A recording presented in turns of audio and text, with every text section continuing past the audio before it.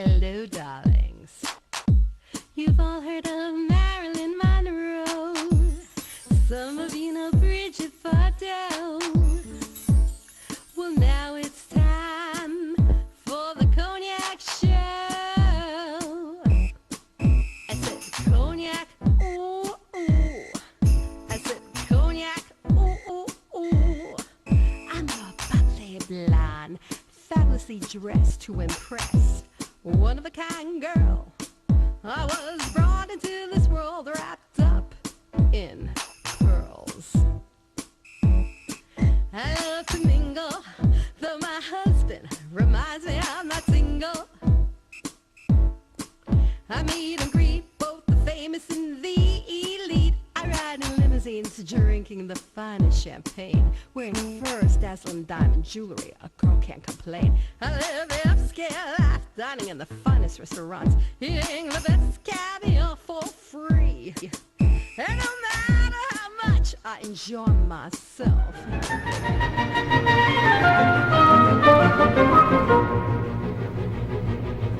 Hello, darlings. Welcome back to Cognac's Corner. I'm Cognac Wellerlane, and we're here at Asiana Restaurants, located at 120 East 34th Street, and I'm here with this very sexy man, Robert DeNiro impersonator, Mr. Joe Manuella. Not only is he Robert DeNiro impersonator, he's also a very well-known actor. And now he's becoming a filmmaker, and he's producing his own film, and he's going to talk about that. Welcome to Cognac's Corner, Joe. Pleasure to be here at Yes. How exciting. You're working on this fabulous film. Tell my audience all about this movie. Cognac. Well, the name of the movie is Tropic Lightning, and it's named after the 25th Infantry Division that served in Vietnam in the Second World War. Korea is now serving in Iraq. However, the time period that we're filming about is during the Vietnam era. And it's about 8 misfit men who in civilian life could not make a go of it. So they joined the army, got drafted, or were caught, remanded into it. And they find their niches in the military and in combat. And then they get out and they go different directions. And you see the transformation from losers to winners. And the film is based on true stories of experiences I've been through in Vietnam as a veteran, and other experiences that other veterans have been through in Vietnam at different time frames of the war, between 65 and 75.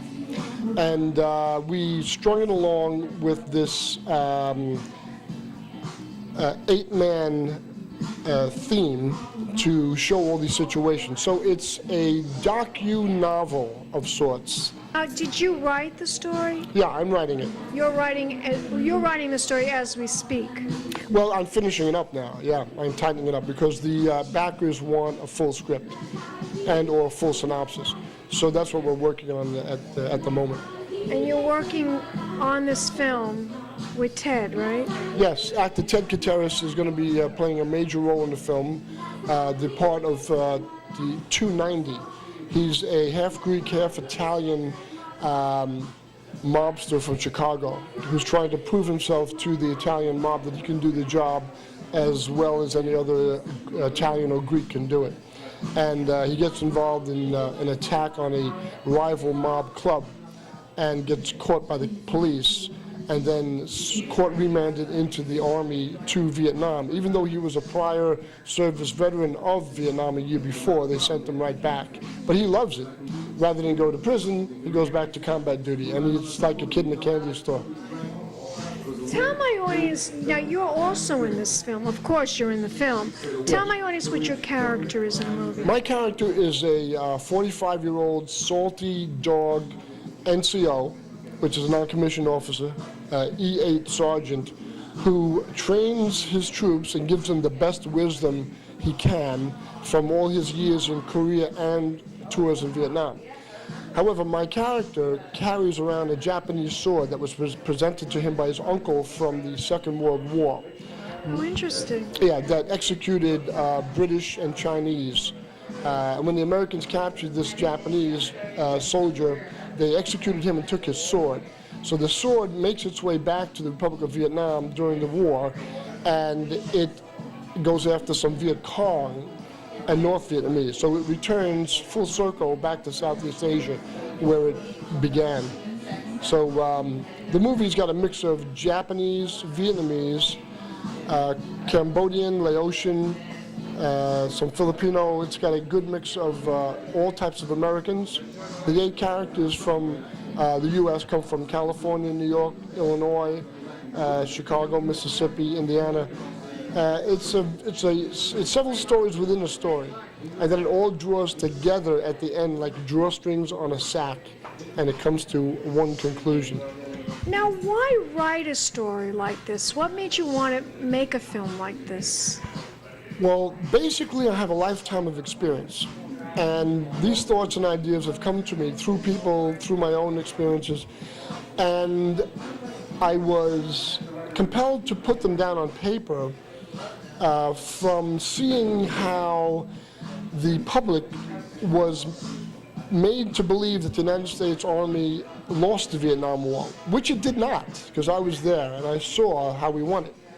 So I'm interested in showing the public and the world how we actually won the war, and how our newscasters, such as Cronkite and Dan Rather, lost the war. Actually out I would in the like to see theaters. it out next year about this time.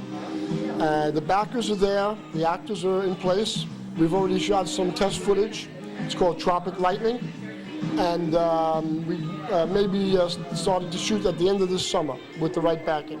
And that's what we're looking for. And I'm supposed to have a little scene in this movie. You too. have a wonderful scene in this movie. Yes, you play the lady in the restaurant who cannot be satisfied no matter what dish you bring her.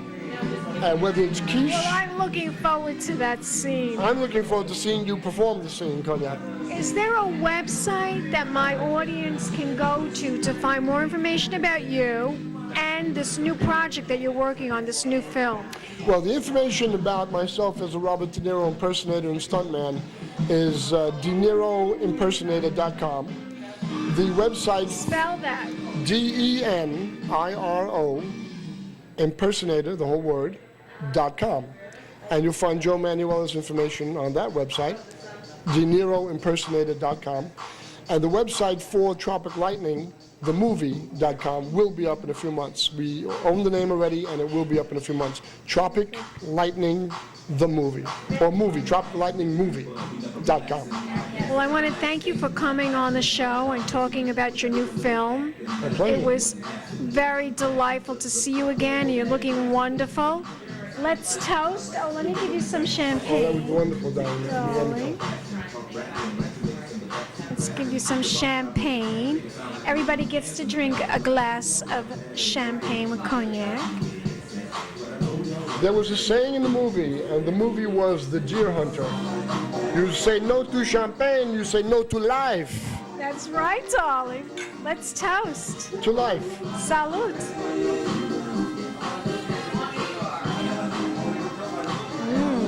Quenches my thirst. As always. Yes. Are you going to give me a kiss goodbye, I would darling? love to, honey. Mwah. Keep watching, darlings. More celebrity interviews coming up. Pink champagne kisses. Bambino Bridge photo. Well, now it's time for the cognac show. I said cognac, ooh, ooh.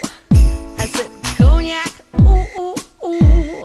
I'm a bubbly blonde, fabulously dressed to impress. One of a kind girl. I was brought into this world wrapped up. It's been a Crybaby Productions, darlings.